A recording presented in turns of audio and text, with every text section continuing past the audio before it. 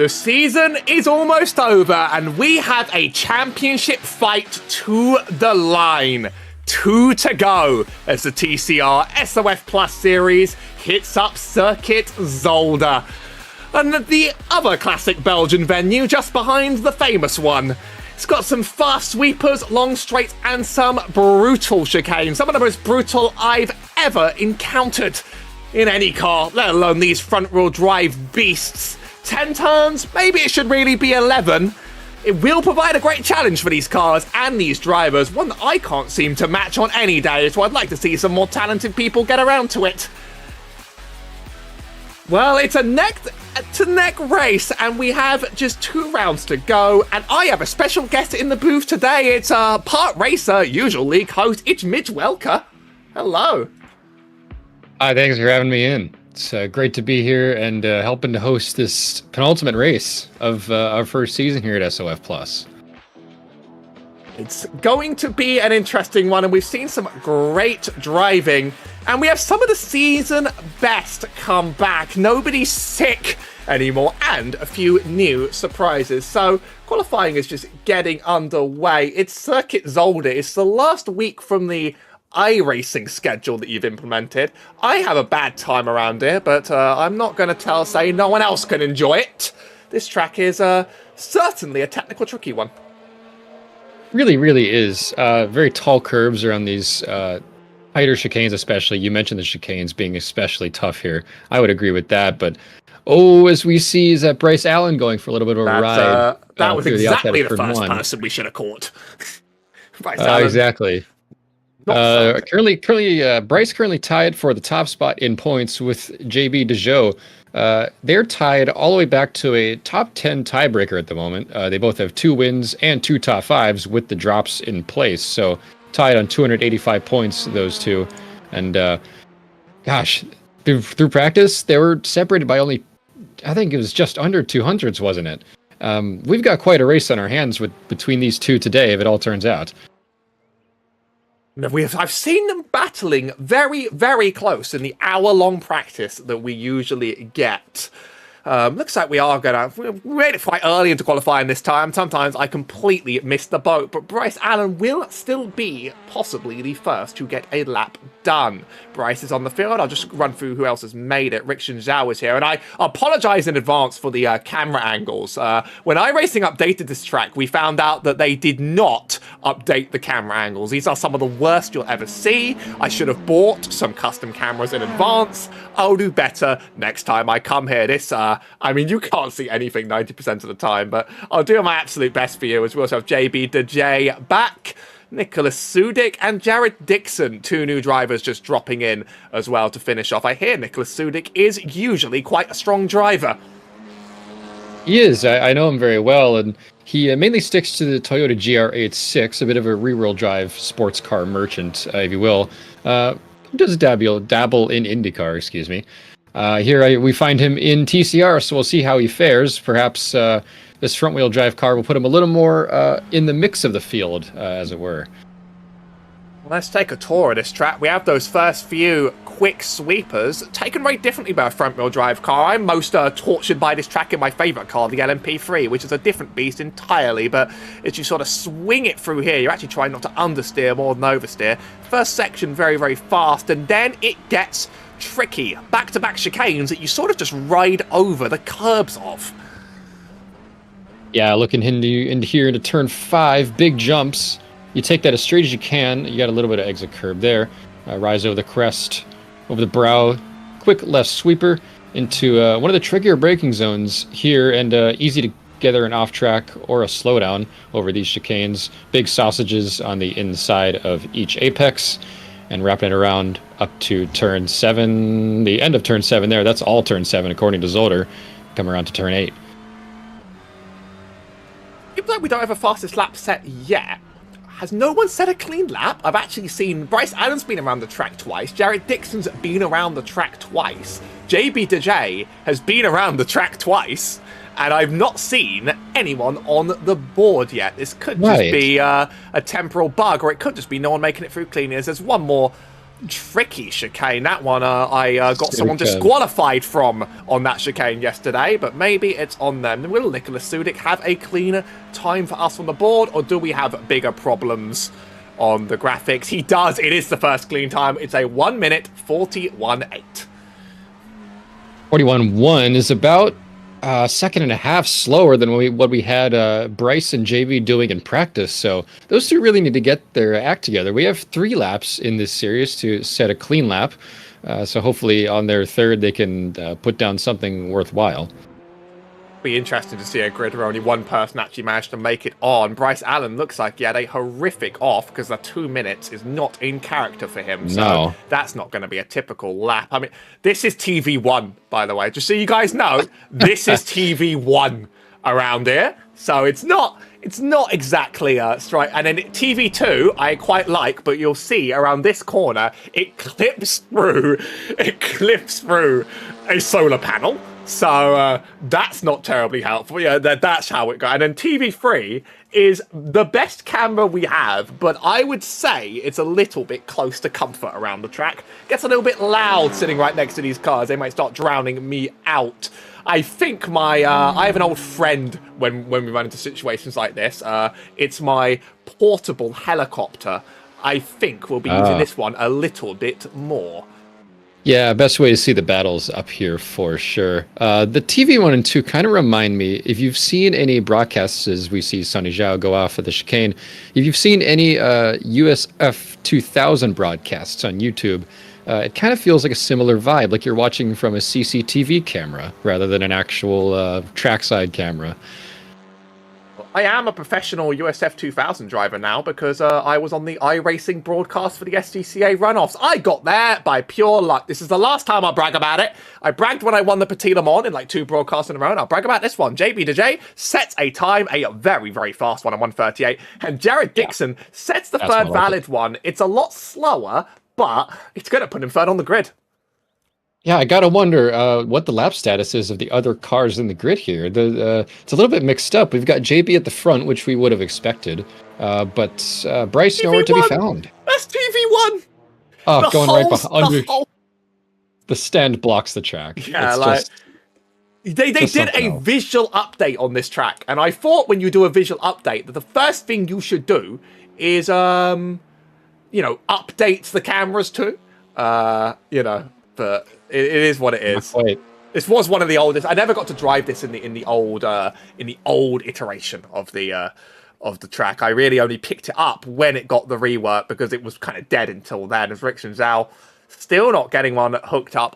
We got some new car designs around here, and I love what Rick and Zhao was thrown out here in the Civic. I was on the wrong side of the track here for that entry, and he's going to lose that lap again. I think he's out of laps at this point, but. Yes, the Postal Service livery makes an appearance here. And the Ohio DDR group. I am a bit of a DDR fan myself, actually. So I've only played it in America once or twice. Nicholas Sudik is going to take the P3. It's a very big spread of times on the grid, but practice laps were more promising, and I don't think this is a true tale of everybody's pure speed. On the long run, I think this is about how you can hook one up in this uncooperative little car at times around a track this difficult. Yeah, certainly. Practice was a lot closer. As we see, Bryce is second off of JB at the moment, but they were within 200ths of each other in practice. So I think when we get to the race, when we get the cars going off the grid, we'll have much tighter competition than we're seeing right now. I think it's just difficult to get the TCR cars hooked up off of cold tires, especially at a grip-demanding track like this. It kind of demands everything from you, left, right, and center, and. Yeah, they're going to understeer weirdly. I need to get my SR back after SCCA day, and so I'm going to need to run a few endurances back-to-back, and I'm going to be running GT3s at Laguna Seca, but I'm afraid to myself that I'm going to also have to run IMPC on this track and just deal with it. Just accept it. Accept my fate. Maybe I'll come to like it at the end of it all. And then maybe we'll have a really good story. Or maybe I'll get punted by GT4s a billion times. We had Nathan Lee might miss the start as his VR headset is struggling to charge. I've been there as well. So we should be able to quickly run onto the starting grid. As always, don't get terribly much time for this. JB to J in P1 with Bryce Allen in P2. Nicholas Sudik in 3 with Jared Dixon in 4. Nathan Lee in 5. And ATVO will one day stop pretending that I'm a part of this grid. Riction Zhao should be down behind qualified behind spot. our broadcaster. You know, I'd love to. I'd love to be there, but that's a very recent bug as well. I'm on the beta build, so I shouldn't really complain when things like this happen to me, to be totally honest. Drivers are getting ready to grid. Jared Dixon will be our first to hit. And let's work out. Now, this is not how we should see the start. That could work. And that I think will suit me fine. Oh, is that Nathan Lee on the grid there? Did Nathan we get Lee him? has made it. Nathan Lee has Perfect. made it. Oh, thank God. It was tough scenes looking there for a second. Gosh, I would never want to buy a VR headset that needs charging besides being a VR headset already. Needing a battery charged is just... So I can't imagine anything less reliable. I'm there as well, because I can't drive singles. I am over 2 meters, 6'7", and so I sit so far away from the monitor that my FOV is just ruined. I don't have triples. I want them because they're going to be better than whatever this is. So VR is the only way I can see anything. And unfortunately, the Quest 2 discharges faster than the cable charges it through a non-USB-C port. So it just like slowly, and also like the amount of iRacing I've lost just the game crashing is extraordinary. But like it's sort of like what I have for now, and I'm hoping to fix that in the long run soon. But playing it is an incredible experience if you can just like deal with the headache. I'll say that. I'm almost ready to go. Roughly my experience as well. Yeah. Waiting for the third place car. There's Sudik. That's Sudik. We're getting ready. It will be a standing start as ever. JB on the right, taking position with Bryce Allen behind. This time I don't have a fake spotter to tell me green. I tell you when the green is, and it's being held for a while. It's green, green, green now. Everybody getting quite a modest launch off the start there. Don't see any true shocks other than maybe Sudik falling a bit behind. Oh! And that is Riction Zhao backwards. He has a black flag for jumping the start, and then he's lost it as well under his own power. He's going to have to try and recover from that one, but that could just be a game over. JB to J follows Bryce Allen, follows Nicholas Sudik. 1, 2, 3, and 4. Everything else went about as expected, but that was wild. I believe Sonny Zhao turned himself off the nose of Jared Dixon off the start there. I did notice the jump. And then, Jared Dixon, I think with a little bit of damage there, Sonny turned himself off the nose and forced Dixon into the wall a little bit. Hopefully it doesn't affect that Civic too badly. I mean, he's going to have to face the consequences of that drive-through anyway, but he gets actually a really, really good launch up the middle, but he's turning himself into another car there, unfortunately. Can't say too much else about that, but these standing starts, they get hectic, they get exciting. These things do happen sometimes. We return to reality. JB to J has already 7 attempts, almost up to a second on Bryce Allen, trying to run away as fast as he can. It's down behind Nathan Lee, trying to make up positions here on our new driver, Nicholas Sudik, who came in without too much practice in this front-wheel drive car, and now he's going to be all over the rear, trying to make the best of this. Nathan Lee, trying to work his way on Nicholas Sudik. Sudik, hopefully, I think he'll gain time over the course of this race, gain a little bit of pace. He's as I've spoken, very, very solid driver. Just needs to get his feet wet. Jared Dixon is front drive cars. By the way. Dixon pitting. I'm not sure what this is Dixon for. got meatballed off that contact. I mean, I'll just see. This was the exact moment he received the meatball. Don't show me. It seems a bit unfair. Yeah, that is. He barely got touched. Well, that is unbelievable. That is a flag being given. I give ATVO sometimes some criticism on for the bugs on the beta build, but I will tell them that black flag display is the best feature they've ever developed. It's helped me out so much, as I see a Nicholas Sudik in P2 and Bryce Allen further behind than I expect. Do I need to jump back in time again for this one? I believe we've missed something here, yes. Such is the reality of replays. You have to jump around to try and catch up on reality. Here is Nicholas Sudik passing Bryce Allen. Was it just a clean overtake? Was it just a really botched corner exit? I think that's a slowdown penalty. That looks like a slowdown penalty. These curbs will give them to you. You're meant to jump right over the green. There's no off track for it, but a little bit too much, and you're being sent backwards. I don't think he'll be the first one today, though.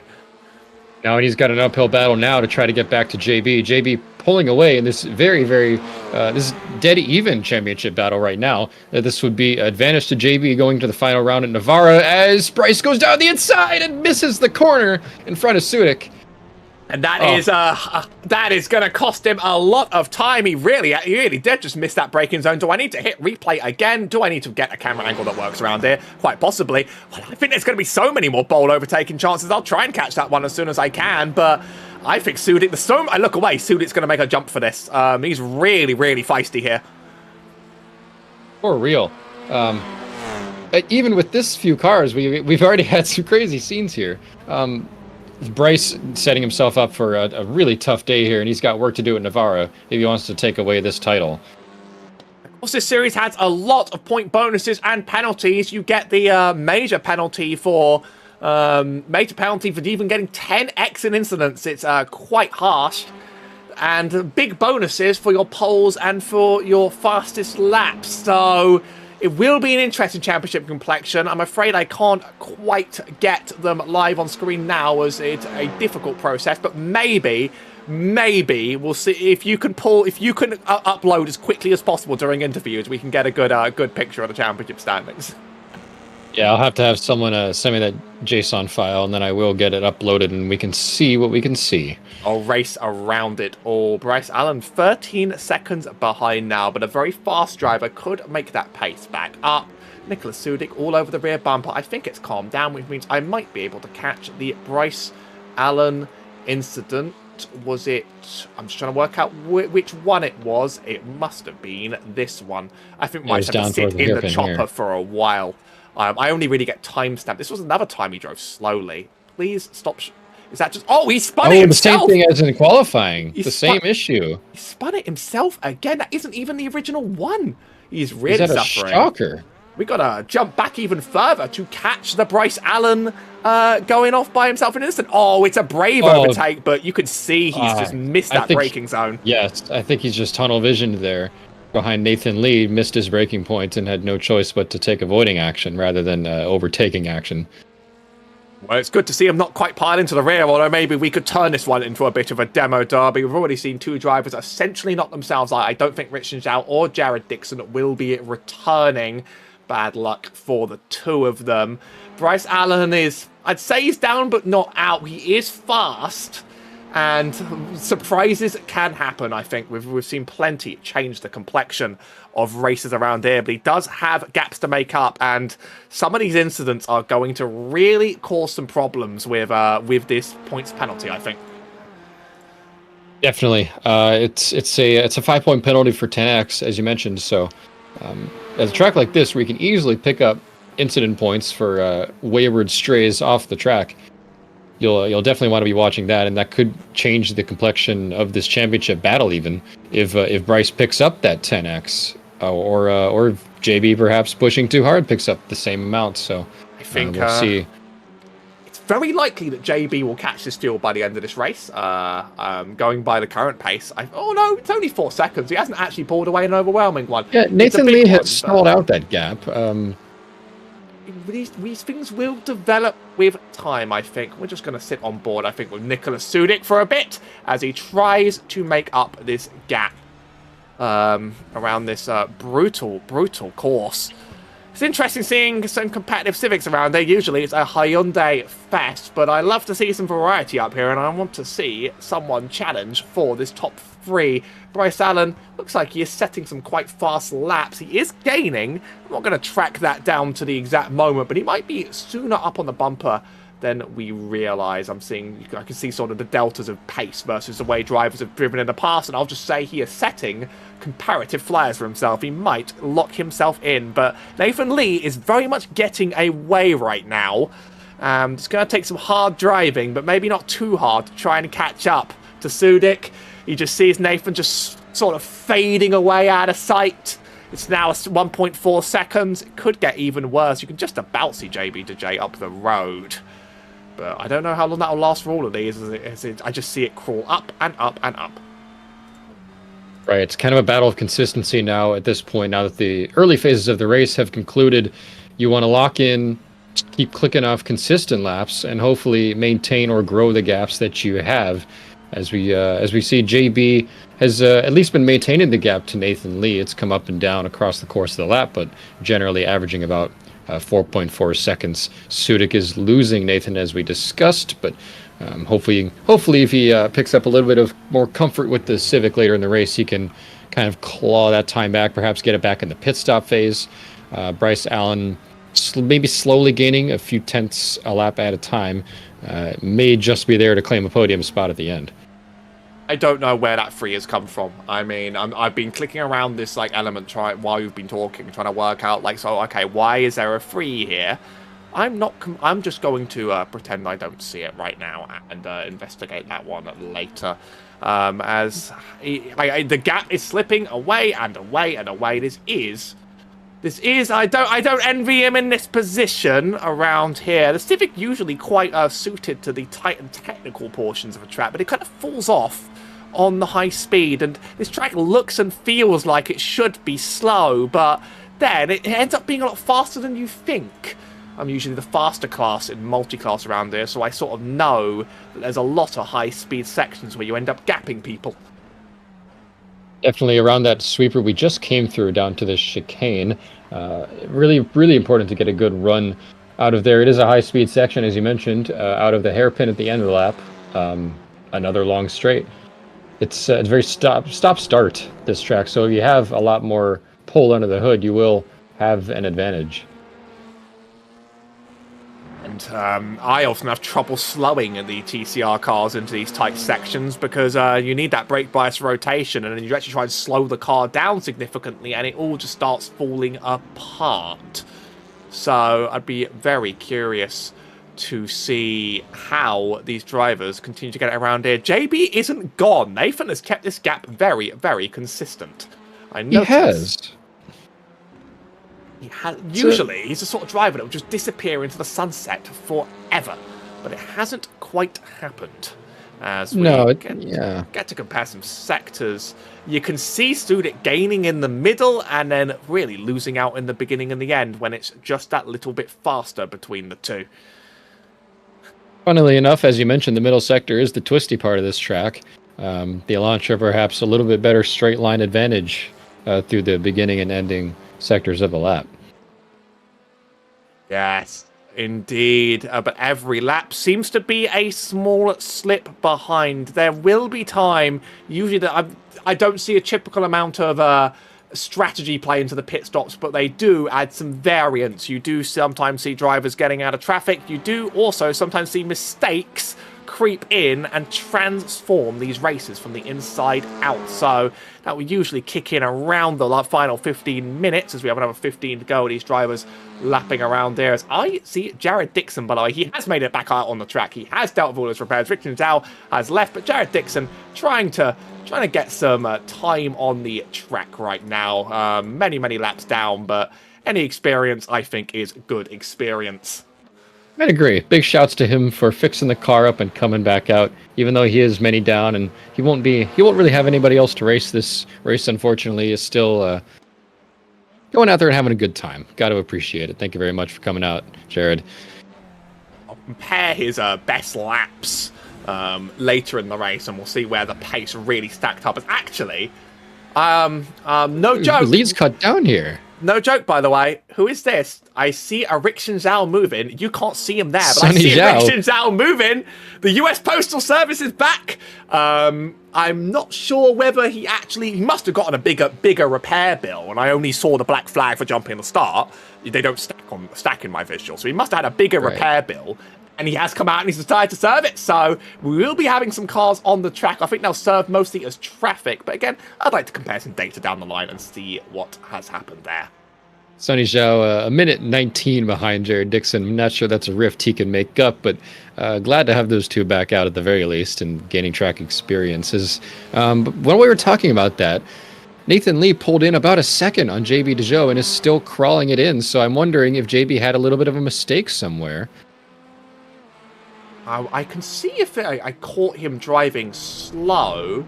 I don't see an immediate shout out in my data of him going horribly slow at one point. I wonder if... Actually, no, there was I've been told there were off tracks here, and these could just be innocent. These could just be. This doesn't track full incident counts. Ooh, that might have been a slowdown. That was a big cut. We'll see if he visibly slows down, or whether something else kicks off. It doesn't really track the incident counts if you're not a lobby admin, but instead you get to see when it thinks somebody has gone off the track based on just sort of its calculations. I don't see a bit of an off there. A slowdown. I just do see a few small offs. Right. Nathan's still pulling in the gap even without any mistakes, though. He's pulled in another couple of tenths since we even started talking about that. So we could have a genuine battle for the lead here again. That wasn't the one we expected. Well, whenever JB shows up, he often, he's a very feast or famine driver. He will show up and he will either absolutely dominate or something horrible will happen to him.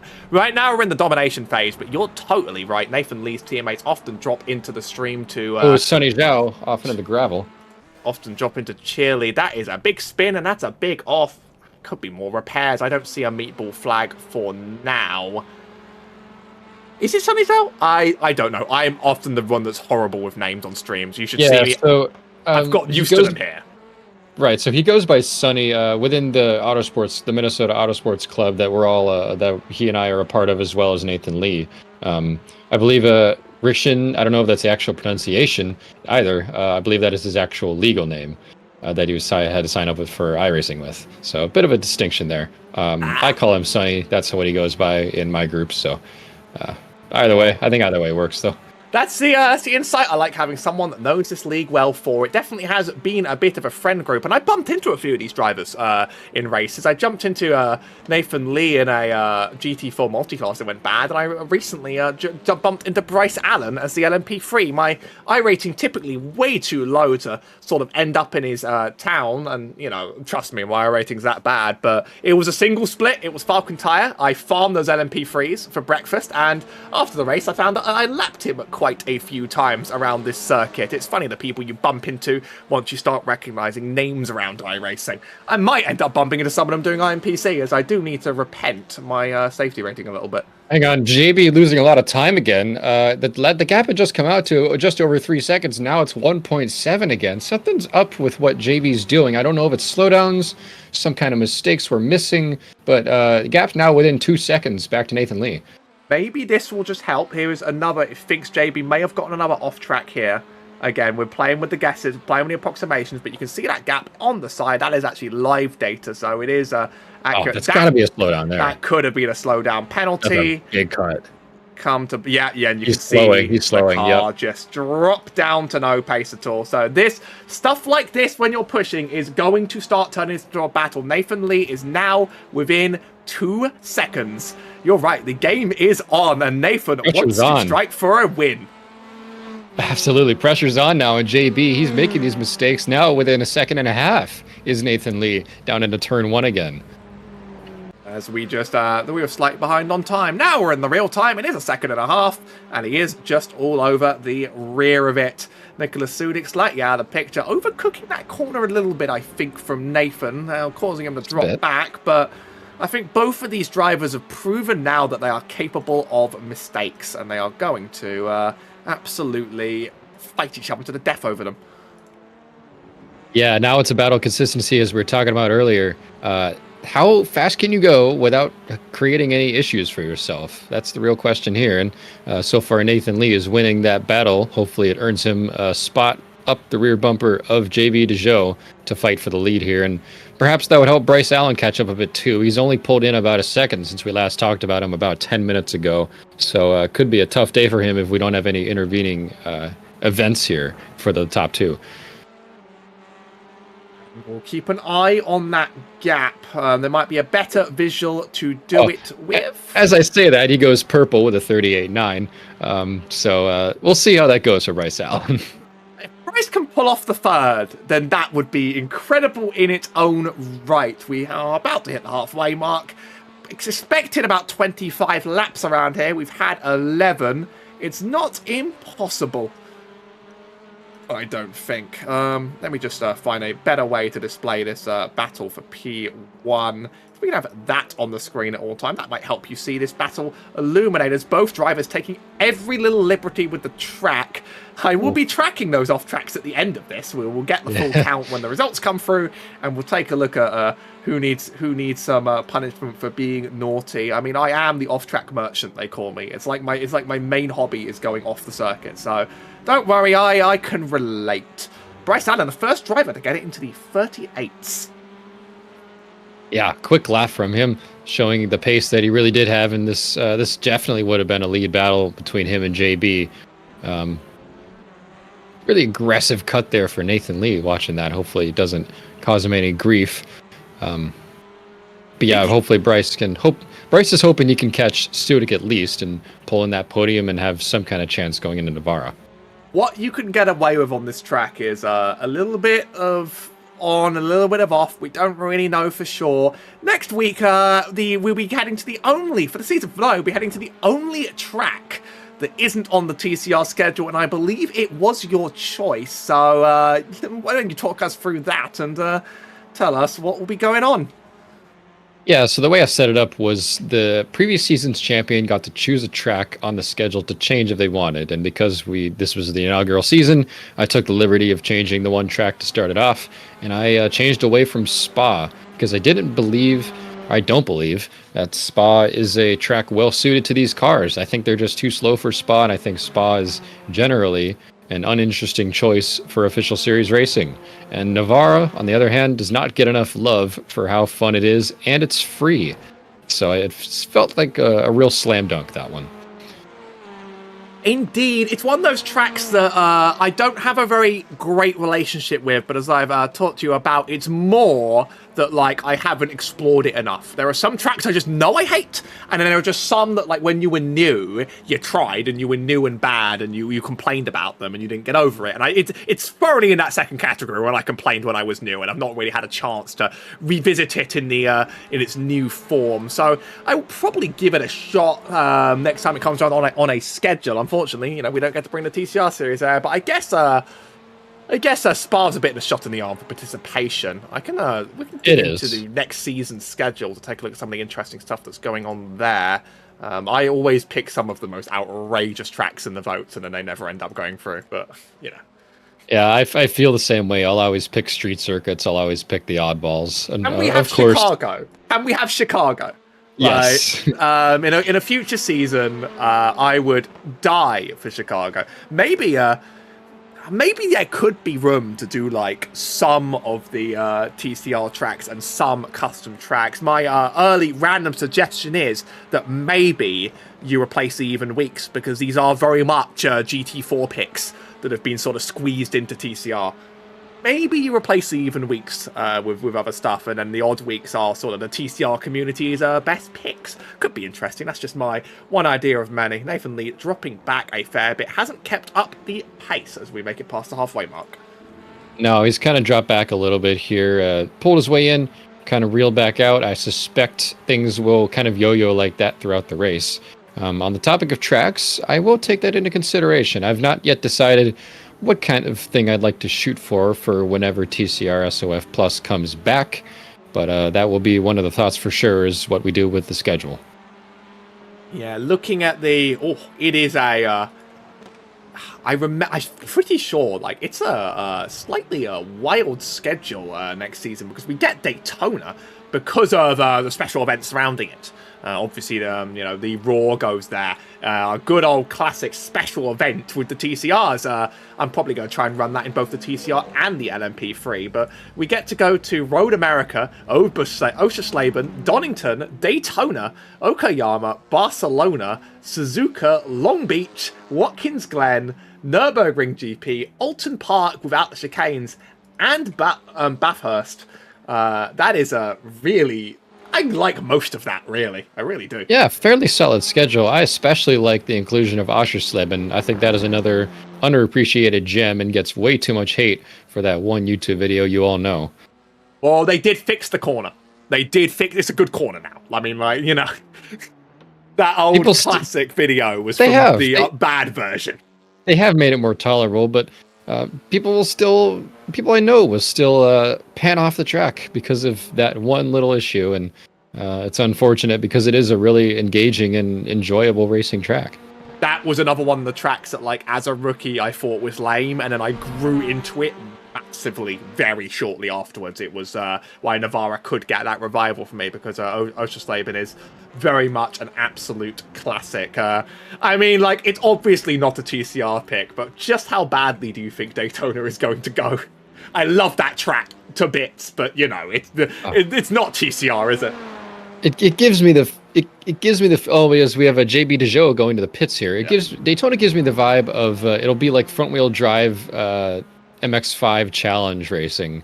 I'm sure that's like the highlight of everybody's year, as far as I know, is watching the Miata race at Daytona. Yeah, I get the feeling that TCRs will be like front wheel drive version of that, very packy, very momentum based. Well, we know that you are definitely going to run that special event, because why would a dedicated TCR driver not? And let me say, if you don't, I will try to. I think I'm quite a well-behaved LMP3 when I do that run, and I promise I'll treat you all with more respect than the GT4s, which do all deserve to be punted. It's the TCRs that are safe; they're good in my books. So. But I'll also run the TCR and experience the trauma with you all. It's going to be very challenging getting those cars around here, but it is a bit of an all-time classic. So, as identified, the first pit stop has indeed happened. It's quite an early one. Obviously, the requirements of the fuel tank sort of change on a track-to-track basis. So usually when one person does it, it's a sign that the others might need to do it soon, as we see Jared Dixon taking tyres in the pit lane. Well, maybe one day we'll have to inform them that that is definitely not it. Perhaps, but sometimes you have to let them figure it out for themselves, like a child, you know. They do it once and then they're like, oh, perhaps I didn't need to do that. And then the next time they don't. And it's a self-policing little issue there, I believe. You unfortunately cannot take the tires away from the drivers in any hosted session. Wonder if you could set 0 tire changes. Could you? I know that for oval races you can, which is why, you know, like if you drive the NASCAR series, you can limit tire changes. So it makes me wonder if I think I have the option for the league I'm hosting to do it, and I've not done it because there's no pit stops intended, but I think it's possible. They just don't do it in the IMSA series, but like it would be reasonable. Now here's Nicholas Sudik and Nathan Lee make it. Will Sudik crack the code? Will he take the tires? Will he crack the code? I don't think he will. Oh, that car is staying on the ground exactly as it should. I don't see any drive-thrus, by the way, for pit lane calamities, any stop and holds. Everybody's been quite well behaved, but Sudik is going to jump Nathan Lee on pit exit. A better entry, a better run into the pit stall.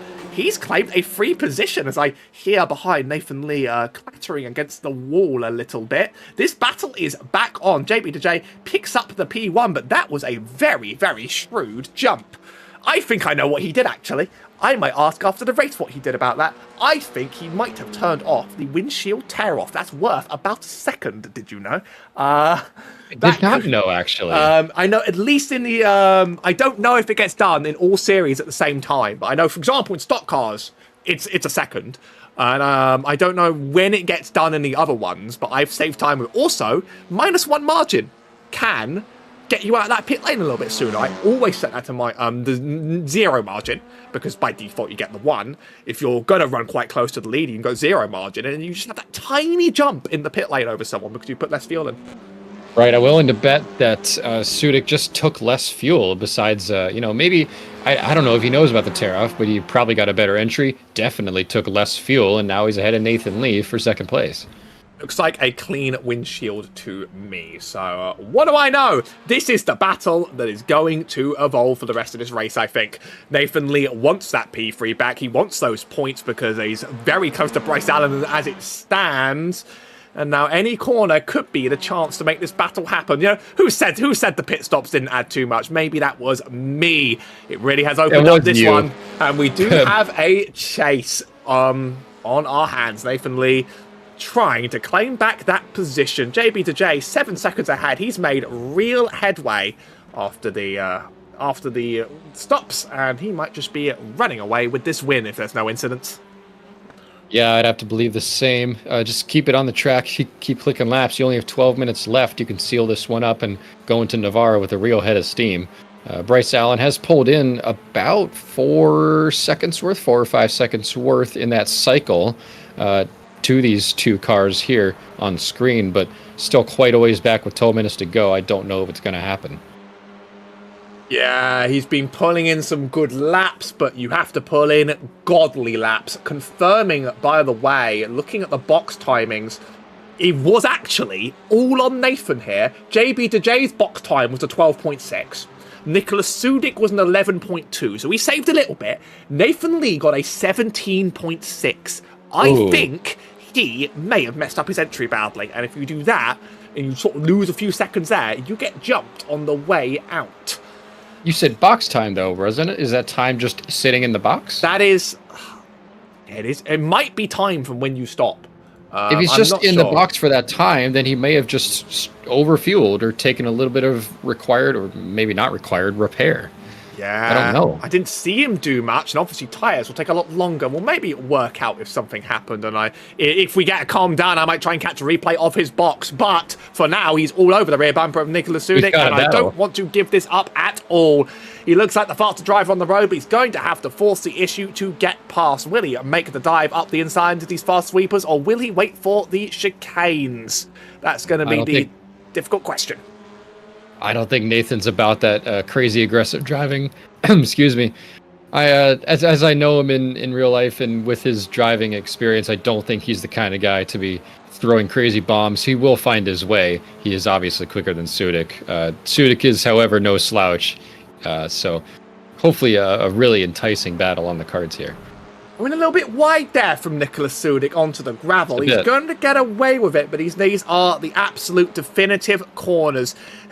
Nathan isn't making that crazy dive. He's not really using the door, not reusing the bumper, but he's hoping to get exit. Didn't get it this time.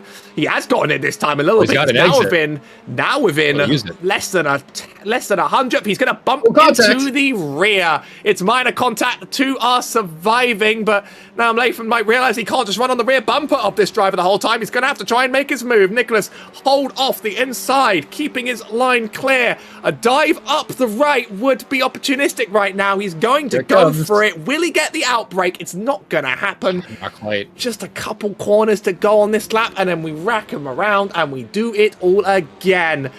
It looks like he didn't quite... He's got a bit of an exit there, but not the absolute blazer that he was looking for. So he's going to have to wait for another lap to do it, but I think sooner rather than later, this will be the pass to seal it all. I will. Yeah, a little bit compromised into the hairpin there. Just didn't quite make the bomb, as I said. He's just not the kind of guy to make those crazy throws yet. Maybe later on in his iRacing career, but not yet. He'll need to find his way by getting alongside enough to displace Sudik in the middle of a corner, and that's what'll seal the deal. But until then, he's got to figure out how to get a run here. Making this question real quick, when you say you're in a racing community, is it a sim racing community, or do you guys do anything in real life?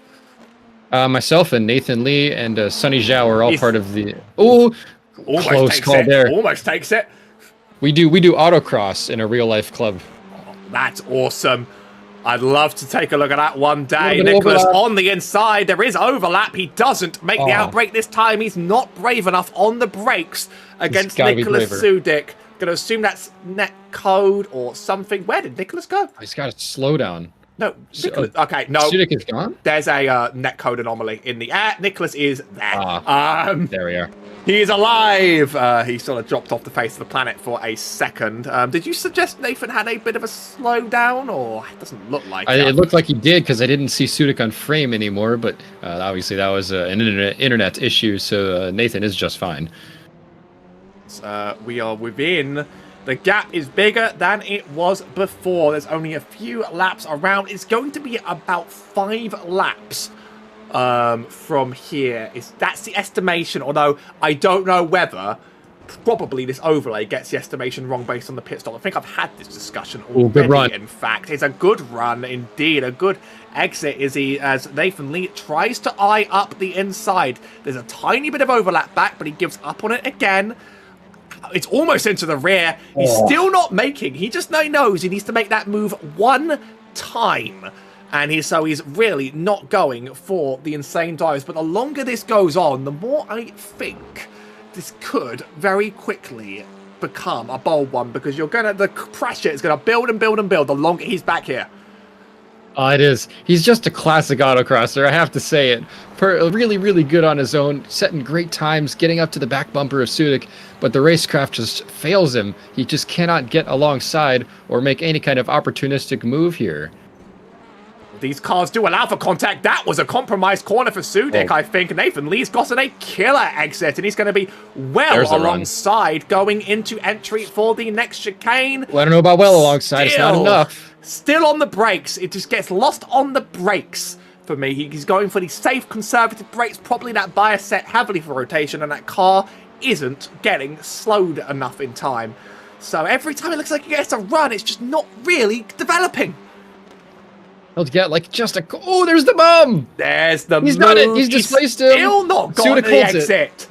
It looks like the inside line around that hairpin just struggles. It just seems as if you don't have momentum coming out of it, and he can't make full side by side into any of these corners.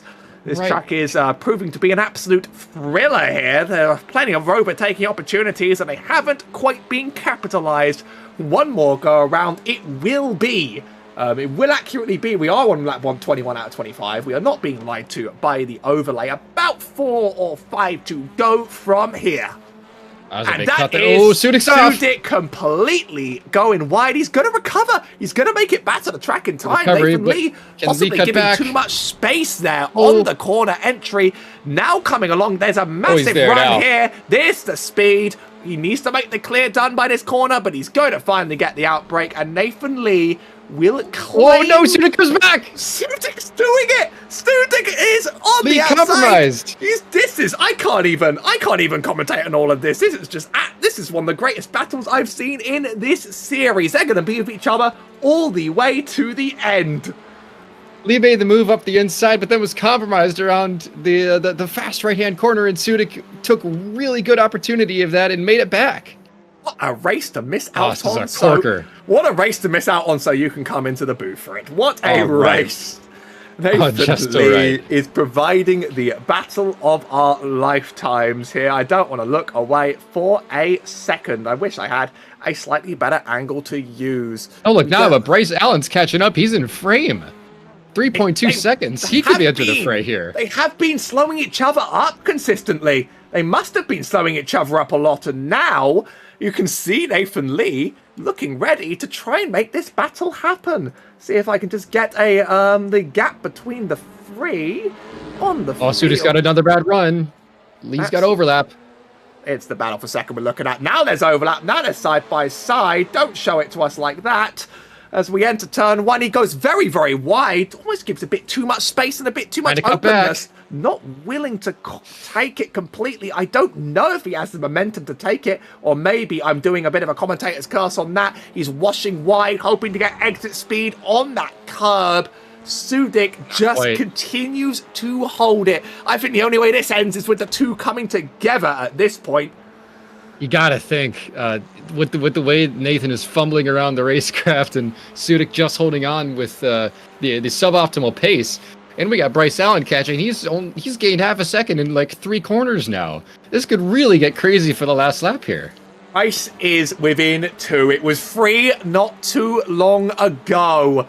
This could have a real freeway battle. JB DJ's not going to know what happened behind him.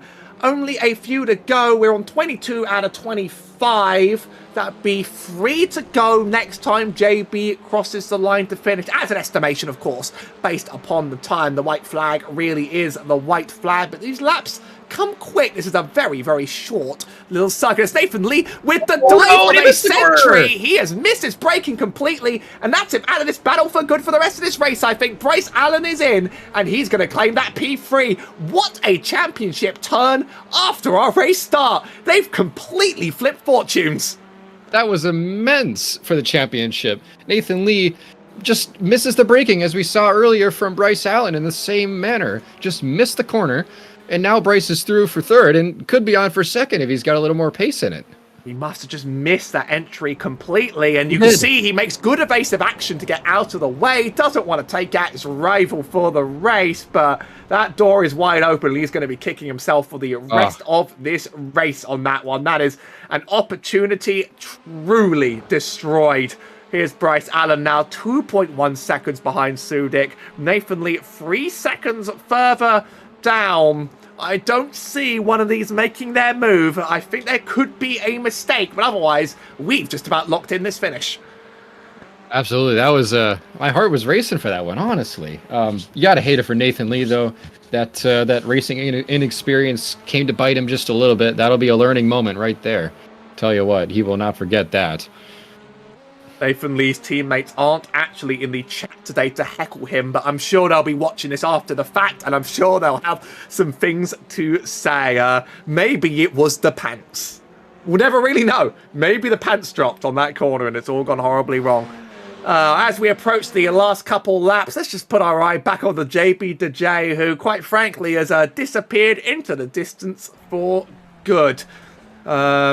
But he has run an absolutely perfect, exemplary race, and he's going to be taking home championship points for this one. I'll argue against you on perfect. He did have some mistakes there in the beginning and nearly allowed Nathan Lee to catch up to him for the lead, but quickly regained his composure, pulled it back out, and since then it's been a championship-level drive from JB. I would agree with that. Well, yeah, true. I think everybody's made mistakes here. We'll just say he's made the least mistakes on the road. I know he's missed a few rounds. You know where this puts him in, not where this puts him, because we'll do the maths in a minute, but like maybe where his championship sort of standing will sort of sit with some good results? I can't, it's hard to say right now, especially when we've got drops running in this league. So I will have to quickly upload the results as soon as I can get them, and we'll figure it out then.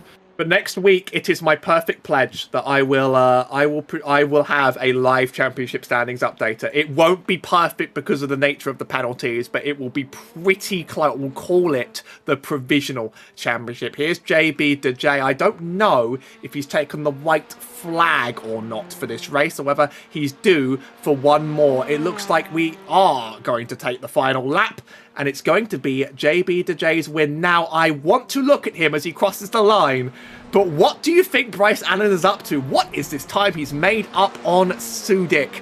I don't know if a win is completely possible here, but I think he'd be ruining one more lap. He'd think he could do it. This is the final lap. Yeah, I'm betting if a couple more laps, he would have been up right behind Nick Sudik here, as JB2J takes his third win of the season and a lead in the championship going into Navarra. Well, there's certainly going to be an epic battle on our hands heading to the end, as Nicholas Sudik, newbie to the series, takes a fantastic P2, and Bryce Allen takes an unexpected P3 that we are just not going to be able to get to see. Nathan Lee going to be truly ruining what happened to him, but he's going to claim the P4, and it's going to leave this championship wide open. It really will. That was a big change for Bryce Allen, especially being fourth for so long. Being able to take that extra position, that's many valuable points. And if anything happens to JB at Navarra and Bryce is there to capitalize, this could flip once more before it really all ends.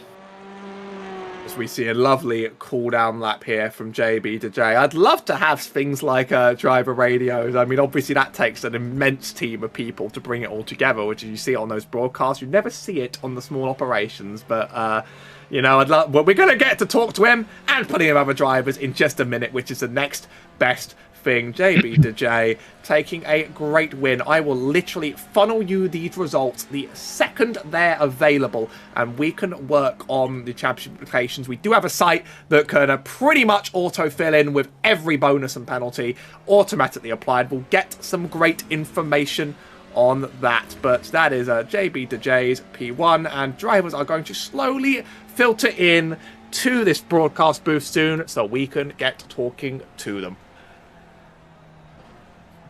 Well, you did miss a good one, I think. You did miss an exciting one. Yeah, I mean, I don't know if I would have been with Sudik and Nathan or not, but that was definitely exciting to watch, for sure. Don't say you need hundreds of racers to make some amazing races. I actually have the file. It's coming to you the absolute second possible because I was Fantastic. staring at my iRacing UI. My PC is now just complaining. It's crying like a child. It just need to let it calm, let it cool. Oh yeah, we get it. We get it. You're upset at me. We get it. You're annoyed. Would you like to behave? Thank you. Okay. So you just have to treat your PC like an unruly toddler when it gets under a little bit of stress. That should be uploading anytime now. Drop that in, and we will get a great lineup as we see. They're all in the scanner as they talk things through, and then they'll be joining into here as soon as possible. I'm going to presume that Bubby is... I'm going to presume that our Bubby here is Nicholas. That is Sudik. Oh, I can Correct. tell from the icon because he's got another Bimani. He's got another Bimani game as his icon. Oh, yes. I'm going to take him back with this question, with this first question. Don't worry, I've got a surprise planned over there.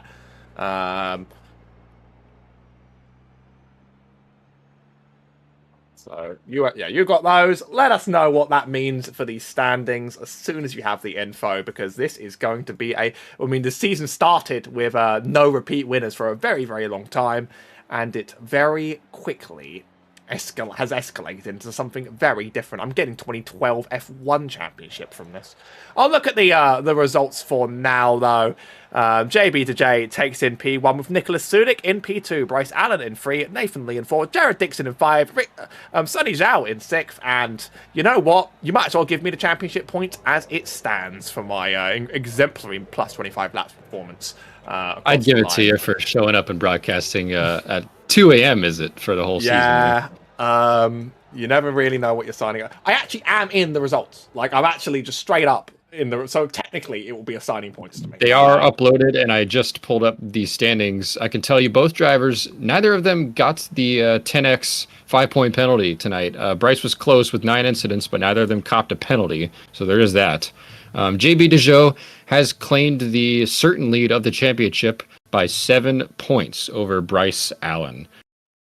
Yeah, indeed, nobody got the penalty. Let's talk to John. We only got 4 today, but I think every one of them is going to have a fantastic story. And we'll start with our race winner, JB DJ. Good. What time is it there for you? Are you in the European time zone, or are you in the Americans too? No, I live in Michigan, so it's 10 o'clock at night. We're doing good. Good evening. Well, evening, Howie. That race behind you was electric, and you aren't going to get to know. You just ran a very, very solid race from the start with a couple mistakes along the way, but not nearly as many as the rest.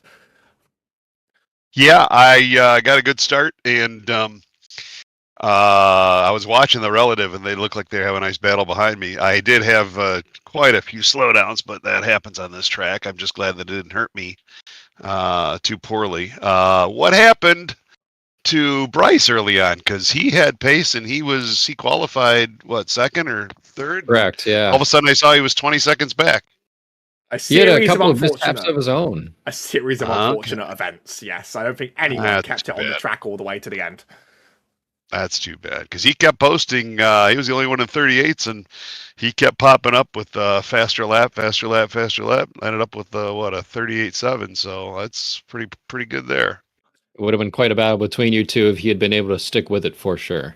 It would have. That's what I thought we were going to get tonight. Especially, I think he was leading in points, and I was just behind him. You guys were tied, and the tiebreaker went back to top 10s. You guys had the same number of wins and same number of top 5s going in. Okay. So I was expecting a good night, and Nicholas, I don't think I've raced with him yet, so I'm glad he showed up. And Nathan had some nice pace as well, so that was great to see. Forgive iRacing thinking that you entering the pit lane was a highlight there. We'll just play a little bit more slow motion. Anything else you want to say? Any more shout outs before we move on? Because we got, unfortunately, there's not too much to say for your race, as fantastic as it was. Well, not at all. Just again, thank you very much. I look forward to watching the broadcast back. I'm sure it's going to be actually absolutely awesome. And by the way, I've watched some of the other leagues you've been broadcasting as well, Howie, and those are just fantastic as well. So you're doing a great job. And Mitch, thanks again for I doing the forgot to host push and all it, the but drivers. sign up Absolutely. at the website. I forgot to push it, guys, but sign up at the website. Thank you for I'm a watching. subscriber now on YouTube, so there you go. Well, it's So there it's not too late to join the league. We've added a drop week after not many people showed up to Brands Hatch. We changed the schedule around a little bit. We've pushed it an hour later in the day, and there's still a chance to come in and win the glorious cash prizes that I set up. It will be a real I am journey. silly with leagues right now, Howie. I can watch them, but prepare for them. I'm sorry. Otherwise, I would, but I've actually bitten off more than I can chew to start with. So, but I've been there as well. Now I'm biting off more than I comes to when I can chew when it comes to the league. Well, it's great to see you here, and I'm looking forward to a thrilling final round. thanks, guys. And now on to this three-way battle, absolutely brilliant three-way battle. We're going to start with a new driver on the field. Now, I first of all have to ask you, before we even talk about the race, what's the best DDR song, and why is it CCCNNN? That was an unexpected. Wow. Okay, I thought you were gonna go old school with that. I'm addicted to that one. The charting could be a little bit better. Genuinely, nothing beats. If we're gonna go talk about upper charting. Just say that I got into these games a lot in the last few years. A bit of a pop. I got a pop and music home controller. I love slamming those buttons. It was a surprise to see that around, repping the community. So, but we got to move on to the race, which was fantastic for your first time out here. You absolutely battled with Nathan to the end, and you got the better of it. Yeah. Howie, making it exciting for you 2 nights in a row. Lest you forget the little IndyCar broadcast. Were you there? Too. Were you there? Yeah, that was me. That was me in P3. That was me coming out of nowhere. How did I not recognize it? I don't know. That's okay. It's a busy life. It's a busy life and a busy day. You got too much on your plate. Maybe. Maybe. Hey, honestly though, FF cars, they're wild. I'm not used to them. I jumped in here with about, 15 minutes before race. I was munching on a burger before practice. I'm crazy. And I showed up and I got a good result, so I can't complain about that. I mean, that was one of the greatest battles I've seen in this series, and you really tried to hold him off. Was there a strategy to the way you were driving there, or was it just very much a see what happens and drive your best run? I had to defend. I was telling them in the green room just before we came into the broadcast booth here that my tires were dead. I'm not used to the tire model on the TCR cars. I haven't driven the TCR since the Roar, actually, in January, and Daytona is not exactly a hard track on tires. Plus, there's an update and everything like that with tire model too. So, it was. I was kind of just flying on the edge of my seat there for about 2/3 of the race, and then I took a little gamble. I short fueled very slightly, and hoped that our pace was slow enough to cut out a lap, and it did.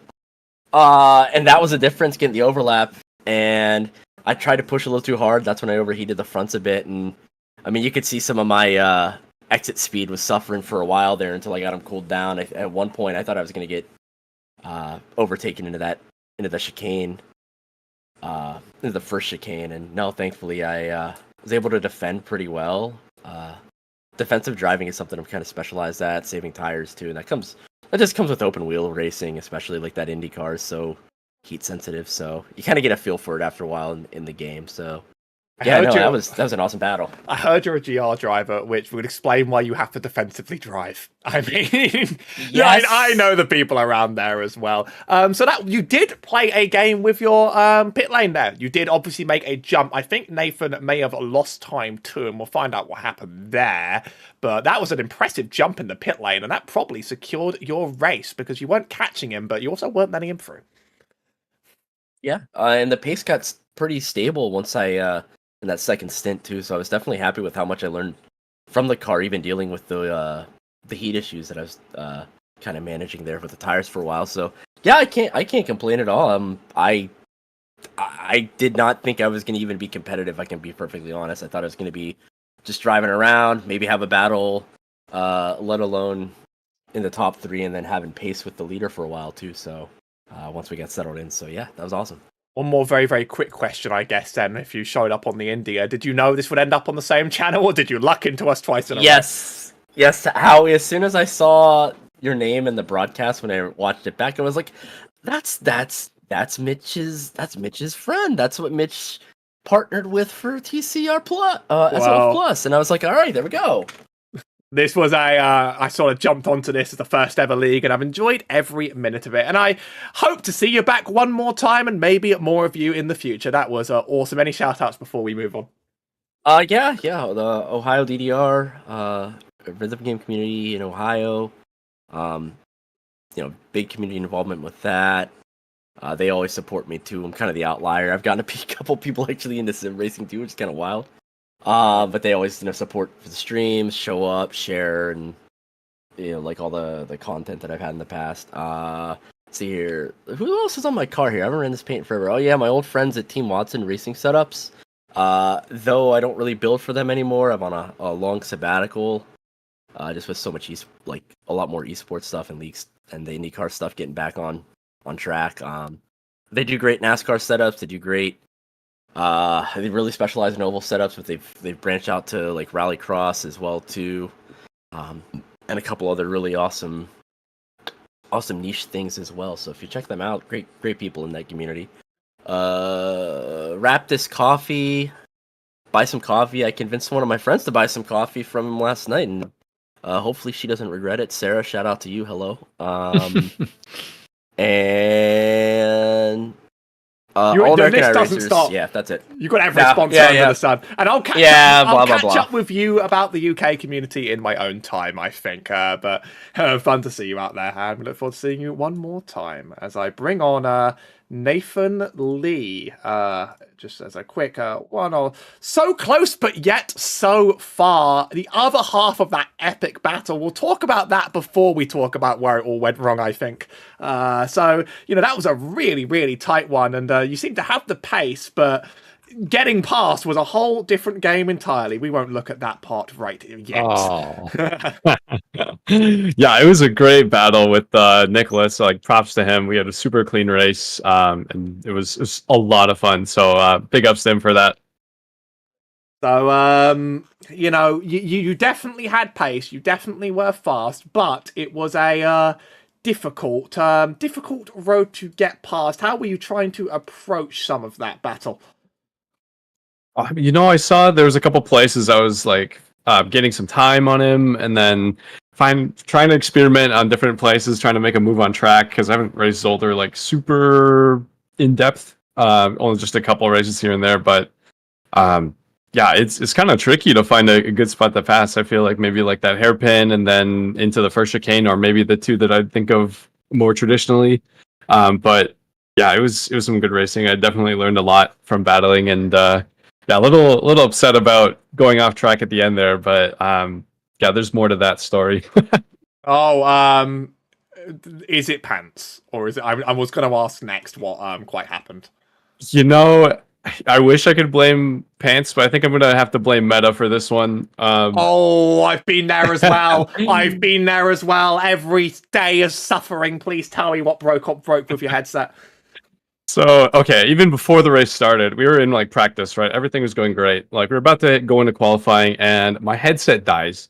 I like just straight up out of battery, like gives me the like empty battery sign, and I'm like frantically trying to like see if there's a way I can get my headset to charge enough to like turn it back on, because I don't know, it doesn't like let you turn it on like immediately. And by the time I did, everyone was gritting, so I was like just happy to be in the race, to be honest. But got off the line, had some good pace in the first stint. Looking at my relative with JB, I felt like I was hanging in there, but couldn't quite close up on him. And then in the pit stop, I didn't even know you could short fuel. That's new to me, but super smart tactically. And yeah, it was a great battle after that. But going into that hairpin, when I went off, I got a message on my headset that was like battery low, and I was like, oh no, not again. So I was like distracted by that, missed my breaking point, went deep, and yeah, the rest is history. I've been there with Meta. Like, I right now I can't race any way other than VR. But let me just say that like every day is a new source of frustration. So Right. I completely feel you in every way there. I feel heard. Thank you. I mean, you lost a few more seconds in the pit lane, even to the other drivers. So I don't know if you know whether there was a mistake on entry or whether if you just sort of drop into the box. Quite. Are you aware of something like that, or did it just? I don't know. The only thing I can think of is maybe like if I set the auto fuel to like a bit more safe of a margin. Right. But I don't even. I don't know. I haven't really experimented with pit strategy that much outside of the series. So yeah, It's kind of a mystery to me. Well, let's I need to get some words out of my mouth eventually. Well, that was absolutely thrilling, and there is still championship battling on the line to have. Feel free to give us any shout outs before we move on. Yeah, I just want to shout out both you and Mitch. Like, you guys have made this league so awesome to participate in, and like it's been so great just like having something to look forward to during the week. Come and race with some really good drivers, and learn something. So it's been excellent. And then there's the moment. Yeah. So, but also, yeah, just want to shout out, my wife. She's likes to watch the broadcast, and yeah, my family too, if they're watching, and everyone else for showing up, because we can't have a race without people. And even with 5, 6 entrants and really 4 competitive cars, we still got something just unbelievable. Still got an amazing race. So, there you go. I do it for you, Howie. You gotta love every last bit of that. So thanks for showing up. We look forward to seeing you one last time for the season finale, where it's going to heat up, I think. Looking forward to it. Thank you. And just a couple more. We're going to try and get to everyone that made it into the servers. We talked to Bryce Allen. Not the first time I've seen you on the track this week. Or that was a nice surprise. I bumped into Nathan a few weeks before I bumped into you. Your race was absolute ups and downs. You really had really had pace, but then you had mistakes that threw you off, and then you had like miracle lifelines thrown back at you. It was so funny when you referred to it as like a series of unfortunate events, because that's exactly what I called it too. Like after my last spin out, I was like, man, this is just a series of unfortunate events right here. So funny we're on the same page there. Well, you were very, very fast. You did set a lot of fastest laps, but keeping the car under you in some of these fast corners proved to be a challenge. Do you think it was something to do with the setup? Do you think it was something to do with the practice, or do you just not like the track? I don't know. I feel like me and Nathan, we practiced this track a little less than previous tracks. But I think for that spin out, I think the track was maybe a little colder than I was used to, and maybe my tires were dirty from the previous off track, or I just had really bad braking inputs. But I feel like after that, I kind of got it together. Yeah, and you did certainly have pace. Near the end of the race, you were setting back-to-back fastest laps, and you were definitely handed a very lucky lifeline near the end of the race to get back into the chase. But I guess being consistent and being ready there sort of makes that come together for you. Yeah, Nathan was battling quite a bit up there, and I was noticing that like for every minute we had left, I was gaining about a second. I remember I was like 12 seconds down or something with like 12 minutes to go. And I'm like, okay, if I can just get a second closer, like I should be close by the end of the race. And so I just like locked in like the last half of the race, trying to like basically set hot laps. And I got really close at the end. I feel like if Nathan and Nicholas, they kept battling towards the very end, I would have been right on them. But yeah, it was pretty close at the end there.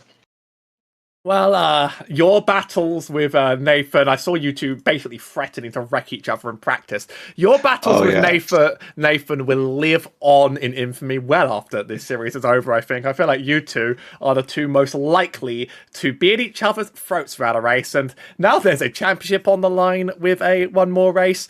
It really is going to open up. Any shout-outs before we move on?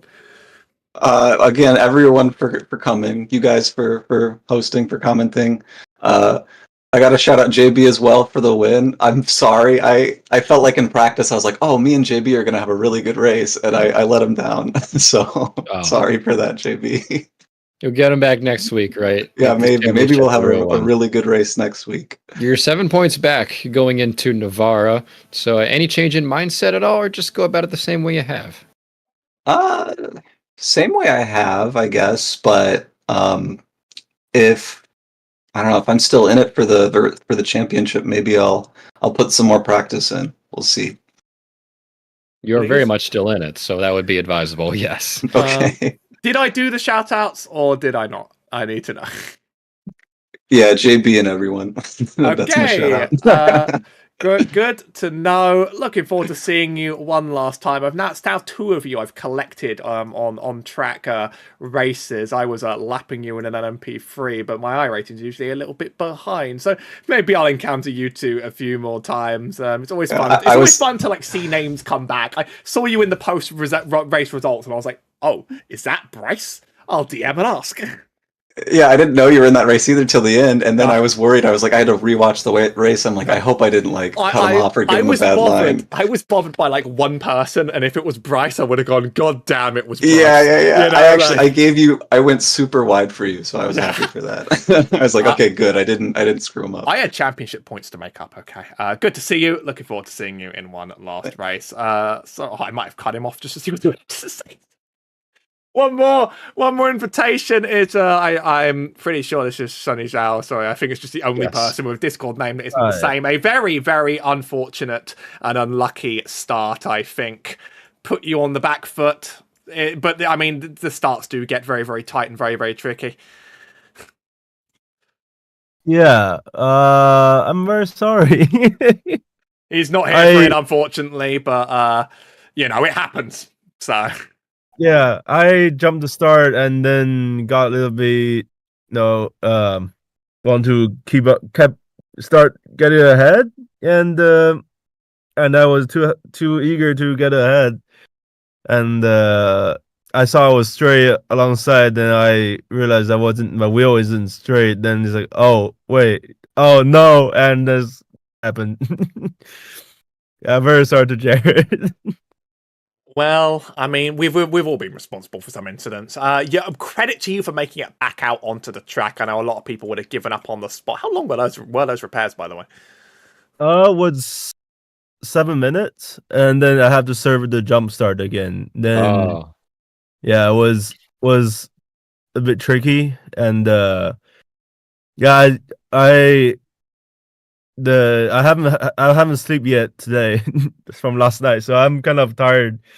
And after like being in the pit lane for 7 minutes and start really catching up to me, and I did some more laps, and I was like, no, I'm gonna crash someone out again. So I decided to forfeit for this one. Fair enough. Well, yeah. Any reflections on the car track combo? How did you like it out there with the time you got? I really like it. I still really need to learn the braking points on this track. I need to learn without racing lines. To be honest, that's my biggest point, weakness. I'm generally in low 42s if I have my racing line because I've been doing some TCRs on this track for the last 2 days, and I can keep up generally around that time, but I couldn't do it below 44 if I try it on this without the racing line. And it's a great track, and it really helped me learn car braking. And overall, I really like it. I wish I can be more clean and more competitive. I'm dreading Pilot Challenge this weekend. Maybe I'll see some of you there on the track. Well, I will also say that I do love the design. Even as someone that's British, I'm aware that that's iconic. Any shout outs before we end off the stream today? Shout out to you guys. Nice commentary. Sort of Mitch. And shout out to Jared taking that. I think he's in the chat. He knows. I'm sorry, and that's pretty good. Good race overall. Seeing other fighting in the front, that's pretty exciting. Yeah, I'm glad you've been coming out like every week, even though you've been learning and struggling through it and kind of just figuring it out along the way. I'm really glad you've come out like nearly every week, I think. So shout out to you for that. You're the Thank you for setting it driver. up. You're the driver I'm most likely to bump into in a public race, just knowing where my iRating is at. And I'm surprised I haven't done it yet, and I've bumped into the other two first. So I'm sure one day we will meet and we will be able to race it out brilliantly. Yeah, thank you. All right. So as we sort of bring on the end of this race, it has been an absolute thriller, and with only one more to go on a track that is a little bit foreign to the schedule, but I'm looking forward to it as much as everybody else around here. Super tight championship battles going down to the line. It's been an absolute joy to be joined by Mitch for this race. I think you've provided some great insight into this and really given us a great new experience. But subscribe to the channel. We have the next round of the mini stock series coming out this week, coming out this Friday. We did miss a round. Your eyes didn't deceive you, but we will be back at Summit Point Raceway for the revival, and we're going to have some pretty good, pretty exciting racing going down on there. And it's not too late to sign up. We've added a drop week at www.aeonesports.com. I've been Howie Burroughs, and this has been Mitch Welker, wishing you a probably great night where you are, more than likely. Certainly a great night for me and for the Eastern Americans. Subscribe